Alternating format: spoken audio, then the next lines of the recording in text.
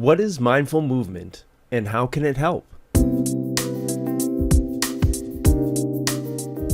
Hey everyone, it's the Cope and Chill podcast, your place for practical approaches to self-care and self-healing for better emotional and mental health and well-being.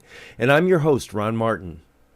Check us out wherever you can find podcasts, or see us on YouTube at Cope and Chill, or check us out on Instagram or on our Facebook page, the Cope and Chill podcast page. And as a reminder, weekly meditations are coming to both our YouTube channel and at copeandchill.com. Plus, we will be publishing PDF summaries of each interview that you can get only at copeandchill.com. And don't forget, wherever you're joining us from, please subscribe, tell a friend, leave a comment, and or just give us a like. Any or all of those things helps the show grow and helps us get better. Thank you, as always, for listening. So what is mindful movement and how can it help? Many of you, I'm sure, have heard of mindfulness meditation, even if you haven't tried it. Mindfulness meditation simply involves intentionally focusing your attention on the present moment, observing thoughts, sensations, and emotions without judgment. Many people practice it. I practice it because it helps to develop a sense of inner calm and clarity. Mindful movement, on the other hand, involves engaging the body in intentional and conscious movement while mindfully paying attention to the sensations, alignment, and quality of movement within your body. So, it's a practice that combines physical activity with present moment awareness and fosters a deeper connection to yourself and to the world around you.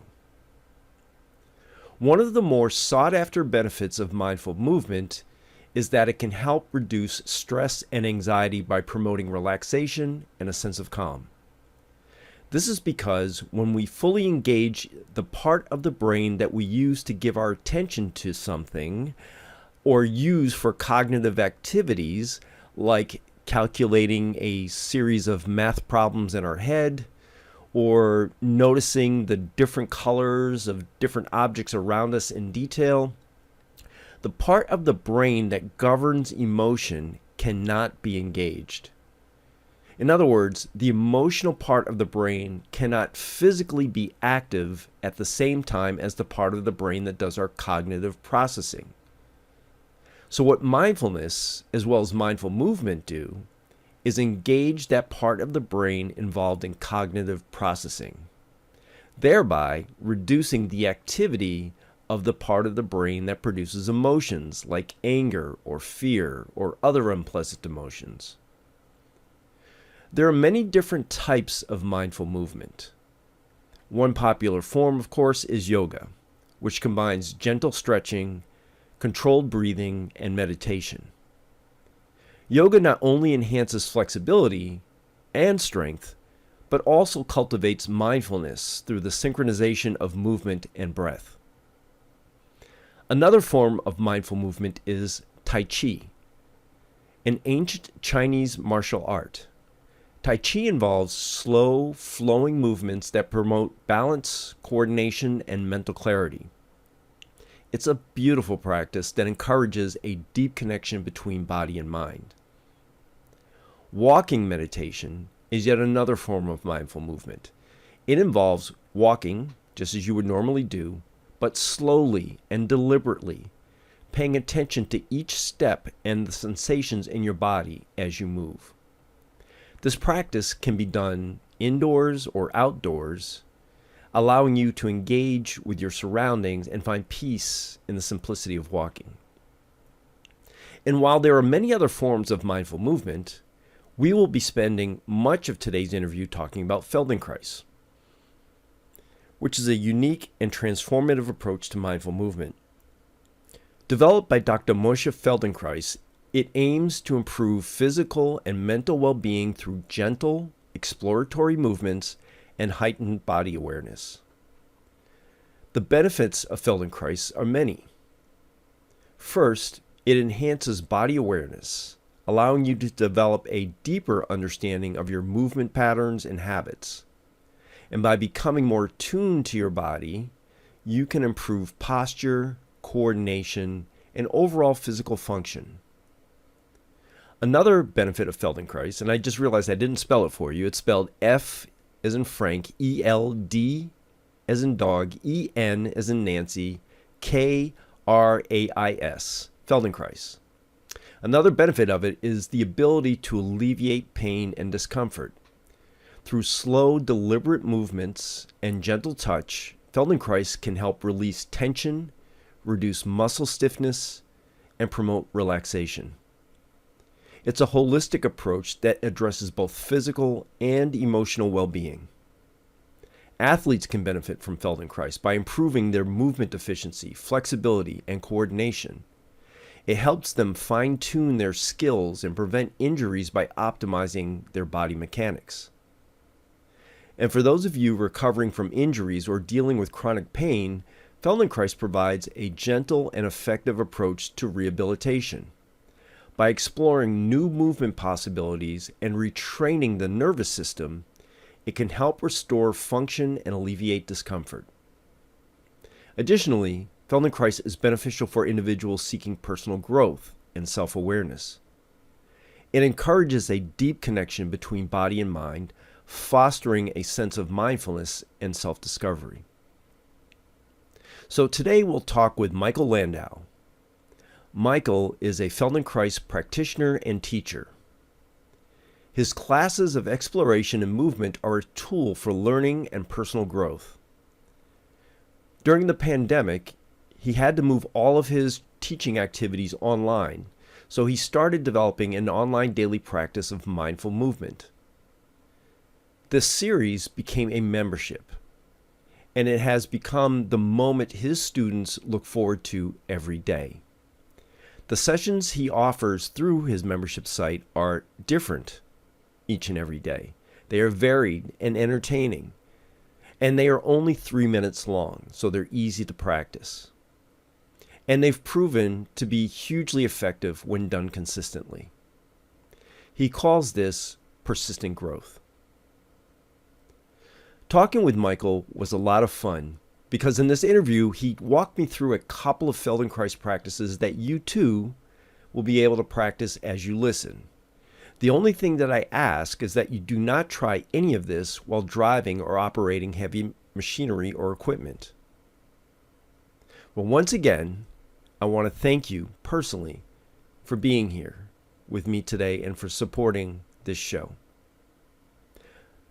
But for now, let's listen to our discussion with Michael Landau. Everyone to the Cope and Chill podcast. I'm Ron Martin, and I'm here with Michael Landau, who is a teacher of a method of mindful movement called Feldenkrais. Michael, thank you for joining me, and please help our audience understand what exactly is Feldenkrais. Hi, Ron. Thank you for having me here.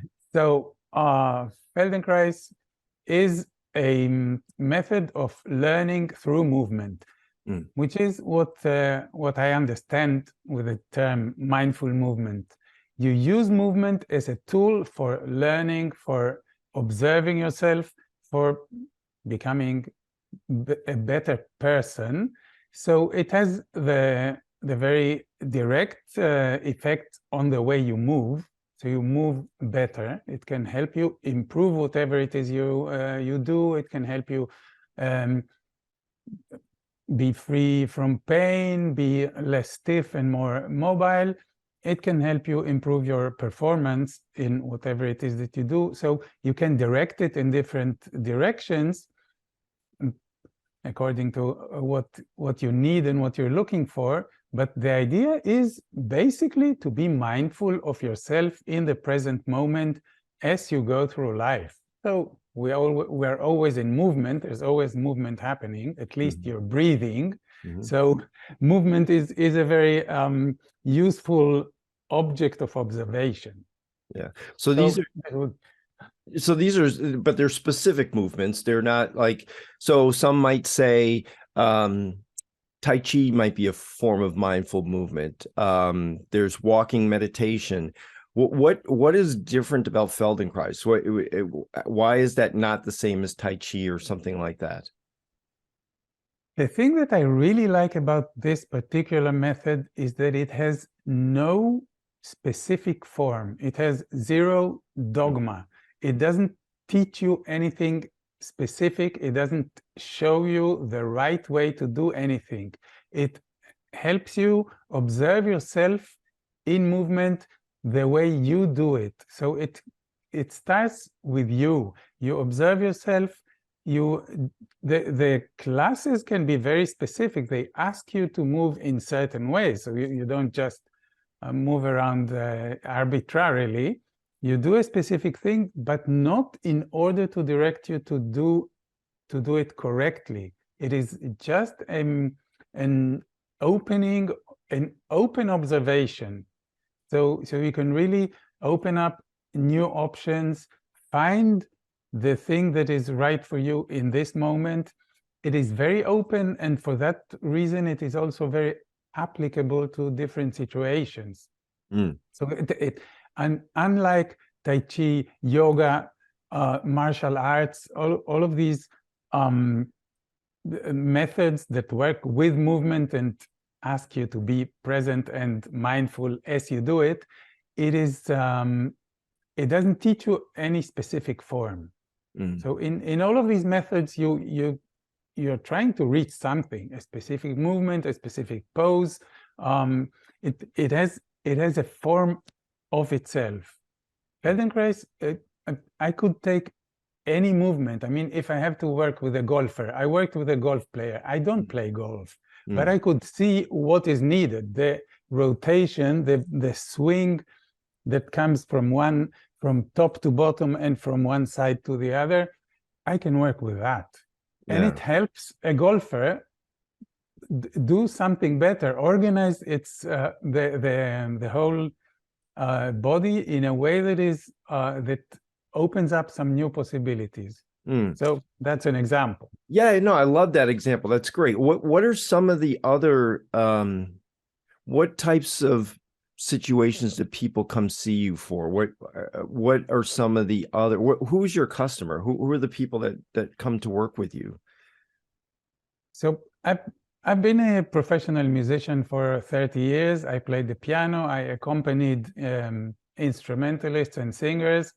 So I've been spending many hours a day at the piano. This was the method, the ability to observe myself and really fine-tune my movement so that I don't harm myself and that I can still be alive after all these years is it was very helpful for my professional career, and I worked with musicians during the years. Now, recently in the last years, since the pandemic, when I moved my teachings online and things kind of changed in the way I teach movement and what I do, most of my current students are kind of aging people, middle age upwards, who find it really helpful to stay mobile, to stay flexible, to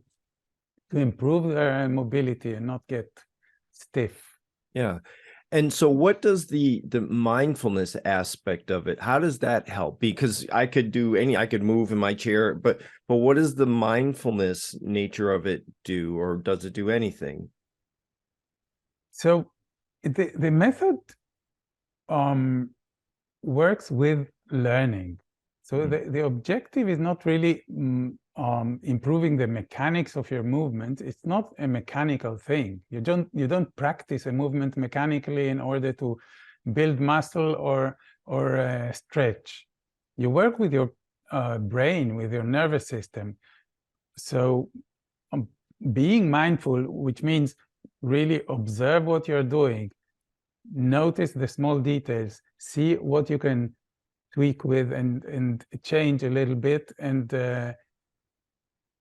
find what works for you best, improve the way you are present in the world, which movement is a very integral part of it and an important part, but it's very holistic.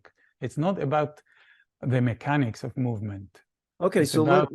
yeah. So let me see if I understand. So, and let me summarize what I'm taking away from this, and you can tell me if this is on track or not. But if as I'm mindfully moving, I might become aware of certain things that are happening in my body. I'll learn about things that maybe, I don't know, work more fluidly in terms of the way I move something, or maybe there's some difficulty in the way I move a certain way. I'm learning something, and that might help me to adjust and adapt in the future. Is that, am I tracking to what you're explaining, or tell me where I'm off? Yeah, it is helpful. It improves the way you move. This is the very direct effect. Yeah. And the side effect is that you focus better. You work with your ability to observe and notice and maintain your focus, which is something that we really need nowadays when we're so bombarded with stimuli that our mind is just running around like crazy. I can maybe it will make it clearer if I tell you what it's not. Okay. Yeah. So I've been going to the gym with my daughter for some months now, and you see people doing their reps on a machine, lifting weights, and very often they're on their cell phones at the same time, and it is very clear that their mind is not in on their body or what they are doing at the moment. So they're doing something mechanical that has obvious benefits. You build muscle, you become stronger, you work your circulation, your heart rate rises, and all of these are mechanical benefits. It makes you healthy. So I'm not criticizing. Only if I had to work with a bodybuilder or with somebody who goes to the gym, I would look how they organize themselves to lift weight, for example. So what happens? The gym is very good in isolating a muscle. So you work on a specific muscle, but you still do it with your whole body. So I would look at what happens in the rest of them, the chest, the ribs. Are they moving? Where is their pelvis? How do they distribute their weight? How do they work with balance? And that could help them do their gym work better. So it can be applied to any kind of mechanical thing. It helped me play the piano, although I didn't take piano lessons. I took Feldenkrais lessons, and it revolutionized the way I played the piano. So the application is kind of global. But this is where you use your brain and apply it to the way you move. Well, so that was a great example, because I think it helped really make it more clear in my mind what you're talking about, right? Because, and again, let me replay back what I think I heard from you. If let's say I go to the gym to do some curls to build up my biceps. I'm listening to some music. I may be focused on that. I may be focused on the mechanical motion of moving my arm up and down. But in reality, I'm not really paying attention to the fact that my body is doing all these balancing corrections just to maintain an upright motion for being out of balance, right? Because I have this weight in my right hand, and I probably am shifting my hips in little micro adjustments to be able to maintain balance, or my feet may be rocking slightly to maintain balance, those kinds of things. And I'm not even aware of them. But what you're saying is, at least as I understand it, is that so if we can tune into all of that, right, and be aware of all of that, then we may learn something that could help us to make an adjustment or do something differently that might even improve the experience. Is that a fair interpretation? Absolutely. You mentioned the term awareness. You become aware of what you're doing. Actually, Feldenkrais called his group classes awareness through movement. This is the registered name of the classes. So it is actually, and I find it a very very telling that he called it awareness through movement, because what it looks like, I mean, if you look at the class, it looks, the teacher gives instructions and the people move, and it looks like movement with awareness. But Yeah. he It's the other way gave it a around. twist and called it awareness through movement. So actually, we're using movement as a tool to improve our awareness. Yeah. Yeah. Which we use for movement and for anything else in our life. Yeah. So tell us, just give us a brief history on Feldenkrais based on what you know, because it sounds, you mentioned the I think just briefly a moment ago, the person who founded it, but tell us, where does Feldenkrais come from, and how did you get involved in it? So I grew up in Israel. Feldenkrais developed his method in Israel. He There's a lived there person for many named years. Feldenkrais. It's a name. Mm-hmm. The name of the person who developed the method. And well, he has a long history of injuries, and he kind of started working on himself. He was a physicist and a judo master, and he had this. He was a thinker, so really a very clever guy who knew lots of things. So he kind of found a way to work with himself through awareness and looking at details. He had his knee quite destroyed in a football accident, Mm-hmm. and this was in the 50s. He Mm-hmm. was offered a surgery that would probably go bad, and like 50% of it working. He said, "No, thank you. I'll do it myself." So this is a short version of the history of how it began.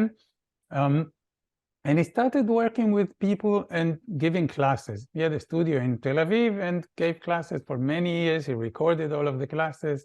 Then at some point, he had his first group of students and taught them the thing as a method, like Mm-hmm. how it can be passed on to further generations, so that people would keep working with this way. So it got formalized over the years. So now it's quite a formal. The trainings are 4 years long, and you have to go through a long process to become a trainer. So it's a very well formed, I say, or formalized method. Mm-hmm. Some people find it too formal, so it's difficult to become a teacher. But I think it did good to the method. It kind of stayed solid over the years. What drove you to learn how to do this?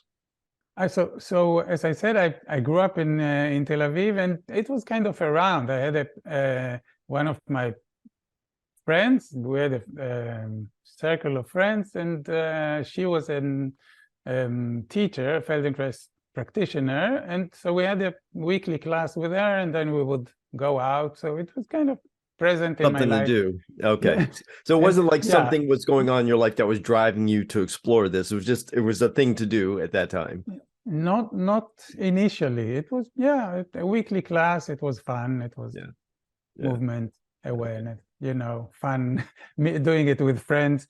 And then at some point she said, we're going to open a training, and I'm going to be an assistant trainer, this friend of mine.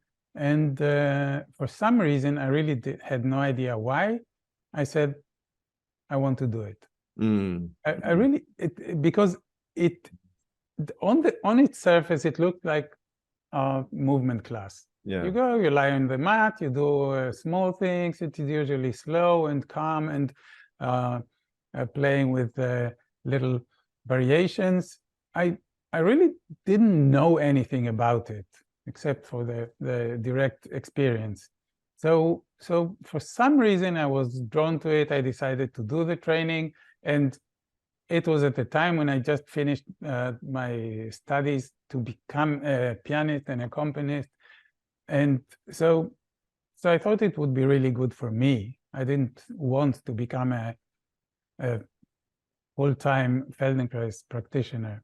Yeah. And it was indeed extremely helpful for my piano playing, for Okay. health.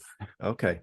Well, so let's you said earlier, before we actually started recording, that you could take us through a simple a sample of the mindful movement. And so can you share that with us now? Can you walk us through what to do now? Of course. So as an introduction, I can tell you what I'm doing now.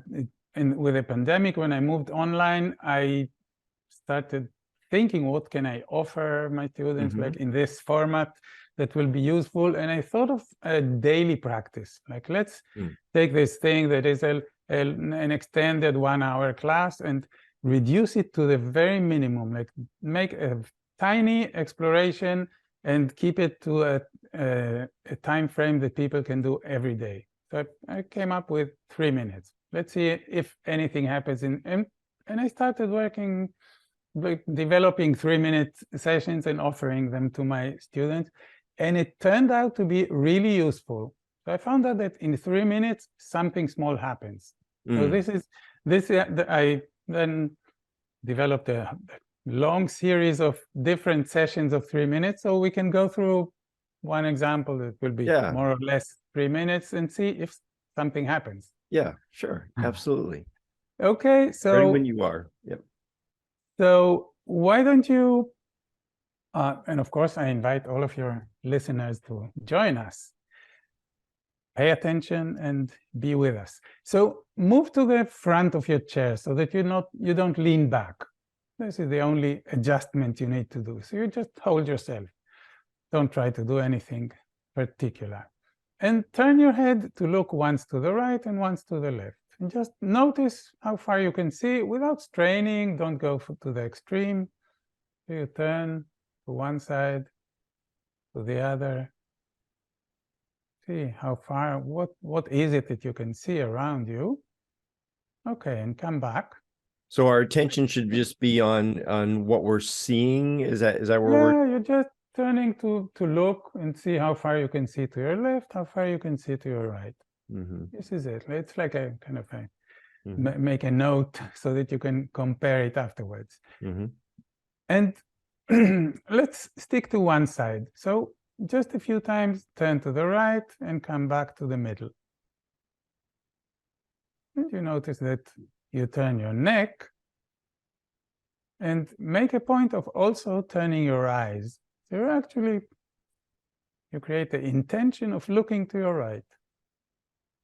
And stay at eye level so you don't look down.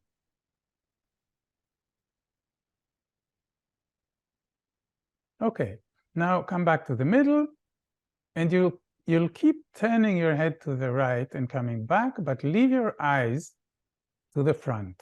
So if you're looking at the screen, just fix your gaze on the screen, your eyes. So you keep your eyes centered and you only move your head. So, okay. You'll probably be able to move your head less than before. So when you say keep eyes centered, like, so I'm continuing to look at the camera here. Look forward. And I'm only going as far as I can still see the camera? Yeah, you keep your eyes. So probably the head movement would be smaller. Yeah. You keep your eyes in the middle. Okay. Again, turn to the right with head and eyes. See if anything changed. Maybe yes, maybe no. And when you say change, so like paying attention to maybe our whole experience with our body, or? It may feel different. You may see a little further to the right, or maybe not. I'm just calling your attention that part of the work of awareness is helping you direct your attention. Okay, so it seemed like it seemed like I was able to turn a little bit more to the right after that. Yeah, it's possible. Okay, so now turn your head and your eyes, your gaze to the right, and also your shoulders, which means that you help yourself turn with your shoulders. So your right shoulder goes a little backwards, your left shoulder goes a little forward. So you involve more of yourself in turning to look to the right. And again, cover the sight line on at eye level to the right and back. Okay, so you have the shoulder movement, which means that your trunk is turning a little. Okay, come back to the middle. Mhm. And now move only the shoulders as you did recently and leave your head in the middle, your head and your eyes. So you just move the shoulders, right shoulder backwards, left shoulder forward. Your trunk is turning. You can feel the rotation in your spine. Okay, another variation. Now stay in the middle. Don't move your shoulders or your head. Only move your eyes to the right and back. Just the eyes. To the right and back to the middle. Try to make it smooth. This is tricky. Smooth and easy. I cover a sight line, a horizontal line with your sight. Okay. Stay in the middle. And again, turn with everything. Eyes, head, and shoulders. Look to the right. And come back to the middle. See how far you can see to the right. Yeah, it went a lot further, it seemed. Yeah, so Easier. to Yeah. finish this experiment, just once, look to the right and look to the left. Compare both sides, compare it with the beginning. How far you can see to your right, how far you can see to your left. Just once. So you may notice some difference between the sides, because we've been working on one side only. And you may notice a difference between from the beginning to now. So if you felt any difference, it means that something happened. This was my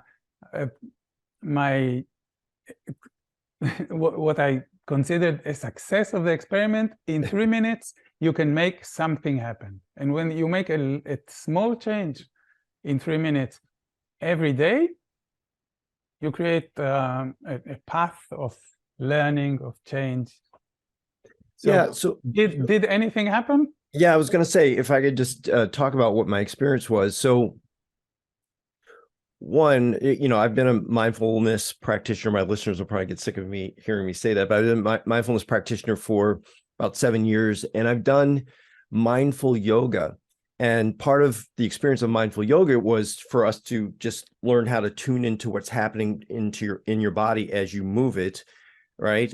And so as I was going through these exercises that you were guiding us through, I couldn't help but notice, even now, like the whole right side of my body feels like it has an energy that the left side doesn't have. It feels a bit more relaxed, but also feels a bit more energized and engaged than the left side of the body. It feels healthier, right? And so I think my point in bringing up the mindful yoga is that there's a similar feeling in the body, even though the movement of the body was different. The feeling in the body afterwards was similar. It's this sort of lighter feeling of well-being, of energy, but also being relaxed at the same time. So yeah, I mean, so you have some practice with awareness and an effect of doing this work and doing it kind of regularly is that you improve your skill of awareness. It's a skill. You learn to notice, you learn to turn your attention to yourself and be aware and notice smaller details. So you have the skill, you notice things, and this skill improves with practice. Yeah, and I think the other thing is on some of the podcast interviews I've done, we talk a lot about the wisdom of the body and turning your attention to your body and becoming mindfully aware of what's happening with the body. And these kind of practices, at least in the short sample that you gave us, for me, it really there really wasn't anywhere else I could go with my attention than inside my body, because I had to be mindful of what you were asking us to do, and the movement, and so you're kind of tuning into like how your muscles are kind of enabling what's happening. At least I did. And so it really helped me become a bit centered and more grounded, I guess I would say, in that my attention wasn't anywhere else but inside my body as a result of that practice. Yeah, that's why I like calling it mindful movement, because it is a mindful practice. Mm-hmm. And of course, it gives you these challenges that you have to pay attention, move your eyes in one direction and the head in the other. You must stay focused, otherwise you don't do it. So it really it challenges your brain to focus, to be clear, to create a clear intention, and then make it real. Yeah. And I know you don't talk about this per se, or maybe you have some thoughts on this, but I guess one of the things that I've known about mindful movement in general is that there's a benefit of, because you're mindfully paying attention to what's happening in your body. There's a benefit of nervous system regulation that comes about as a result. That feeling of relaxation I had is essentially what that was. And so the one of the reasons why I've always practiced mindfulness is because it does help me learn how to regulate or work with my nervous system. So just, I know you've said, or you've kind of not really drawn attention to specific benefits of doing this, but for me, that's what seems to come through clearly. And like I said, it's similar to what I might have experienced with mindful yoga, which is also something that helps to regulate my nervous system as well. Yeah, absolutely. Feldenkrais was very clear that he was a scientist, so he didn't do any spiritual talk. Right. He refused to go into this this imprecise language. So he spoke in terms of the nervous system. We're clearly working with the nervous system. I am more spiritually inclined, so I have different language areas in which I can describe what we're doing. But the very direct and clear work that we're doing is with the nervous system, and I could describe the session that we just did in terms of the nervous system. What we did in this particular session, we worked with differentiation, which is a very basic learning mechanism of the brain. This is how we learn. We learn by noticing differences. So when you take we all know how to turn, right? We follow our eyes, we turn the head, we turn the shoulders. If we have to look backwards, we would turn everything, the pelvis, the feet. So we know how to do it. But when you take it apart and look at the details and separate them, so when you move the eyes and the head in opposite directions, you kind of play with the little building blocks of the global action. And by doing that differentiation, making it conscious, and separating the building blocks, like doing them in separately and even in opposing directions, you improve the general pattern that we use normally. So in very few cases you would need to move your head in one direction and your eyes in the other, but it has improved the turning. So we take a global pattern that we have that is automatic already. We learned it in the first year of our life, and we tweak with it. We look at the details, we separate them so that we have clearer differentiation in our nervous system. Our nervous system knows how to turn, but we are not quite clearly aware of all the details of what we are doing. But also fly awareness, you play with the details of the brain plans, the brain maps of this particular movement, and it improves. And this is very clearly happening in this is the experience that people have. Sure, but I'd like to come back to it neurologically speaking for a moment, though, because what you said too, you said very clearly at the outset of all this that it opens up possibilities for you. But one of the things that occurred to me is that if you're doing, especially in that example where you said you're doing something that you wouldn't regularly do, for instance, like you turn to the right, but your eyes might go to the left, you're doing that opposing motion. Neurologically speaking, if you repeat that and you do that regularly, you are opening up new pathways, neurologically speaking, in your brain by doing something that you wouldn't ordinarily do. And therefore might lead to other possibilities in terms of how you respond to your environment and how you work with it, because your brain isn't so rooted in the same patterns anymore. You're opening up other patterns of operation by exposing it to these different practices on a regular basis. Does that make sense? Yeah, absolutely. We step out of the automatic pilot.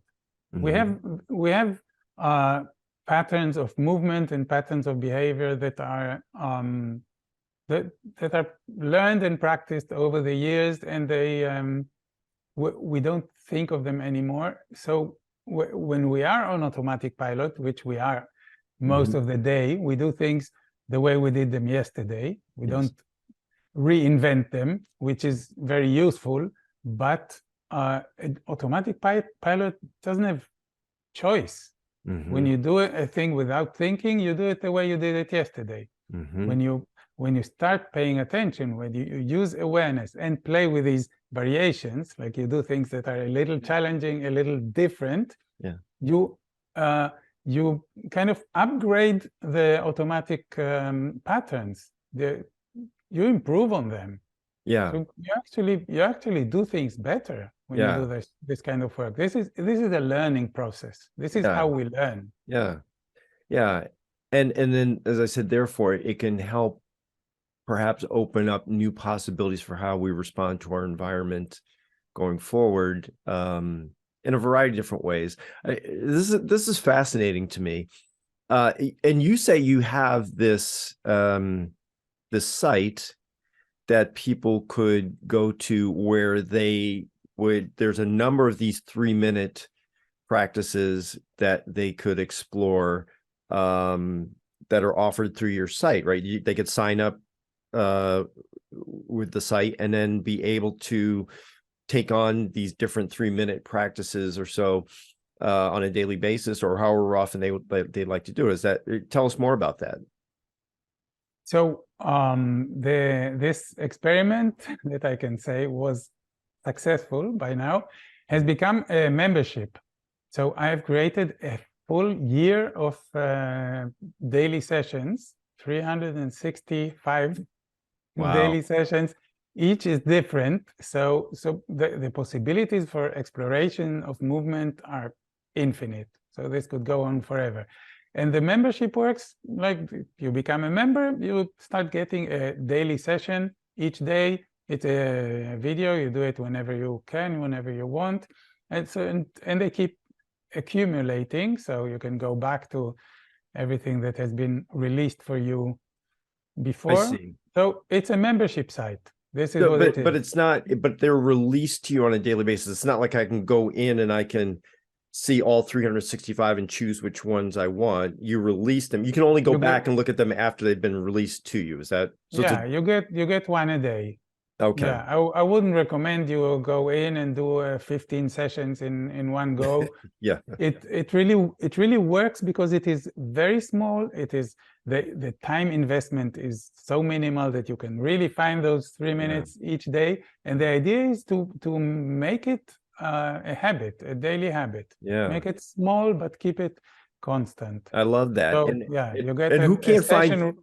And who can't find 3 minutes in their day to actually do something, right? So 3 minutes of self-care in a day. It's something we all should be able to find, no matter how busy we are, right? Yeah. The idea was, in order to make it a habit and make it daily, the time issue should have been out. Right, right, So, right, right, so right. yeah. Yeah. It- So this has been awesome. Michael, tell the listeners here how they can find you, how they can find your website. Obviously, we'll post all the information in our show notes, but just let them know where you can be found. Yeah, so this the membership is called Persistent Growth. Mm-hmm. This is Is what there a I hyphen called in it. there? It's persistent hyphen. So my page is persistent-growth.com. Okay. And there you can look up the membership. If you sign up you can sign up to get a sample, a free free session Mm-hmm. sample, so that you get in 3 consecutive days, so you can see how it works. Yes. So you're welcome to So sign there's up there's a 3-day trial that comes with it, and then you can decide if you so want there are more. Yeah. three sessions from the membership that you can get, you can sign up to get for free. So yeah, persistent-growth.com. This is awesome. I love that, and I love the practice, and I really did notice a difference after doing it. And hopefully, this is something that our listeners will try and see how they feel, what kind of experience they have after doing what we just recorded here. So, thank you so much for taking time to join me today and share all of your knowledge and wisdom. It's truly a gift, and I really appreciate it. Thank you for having me, Ron. Thank you for joining us today. I hope you were able to take some inspiration or something of value from today's show. To access all of the resources and links mentioned, please head on over to copeandchill.com or our video-based podcast on our YouTube channel at Cope and Chill, where you will find the show notes for today's episode. That's Cope and Chill, copeandchill.com. And for information about upcoming episodes, check us out on Instagram at Cope and Chill. And don't forget to like and subscribe if you're joining us from YouTube, and leave a comment wherever you're joining us from. Please come back and join us again for next week's episode. But until then, take care of yourselves.